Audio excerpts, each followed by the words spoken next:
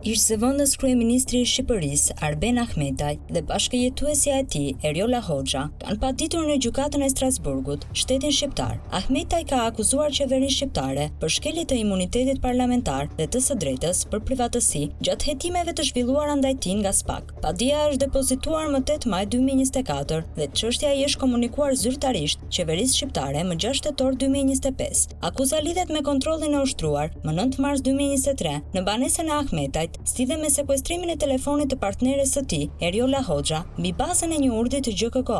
Ahmetaj pretendon se kontrolli ishte i paligjshëm, pasi në atë kohë ai ishte deputet i Kuvendit të Shqipërisë dhe sipas nenit 73.2 të Kushtetutës, banesa e një deputeti nuk mund të kontrollohet pa miratim paraprak nga Kuvendi. Gjykata e Strasburgut i ka kërkuar qeverisë shqiptare që të sqarojë nëse kontrolli i banesës së Ahmetajt është kryer në përputhje me Kushtetutën shqiptare dhe me rregullat e imunitetit parlamentar, dhe nëse ligjet dhe praktika gjyqësore shqiptare ofrojnë mjete të mjaftueshme për vendime të tilla të kontrollit dhe sekuestrimit.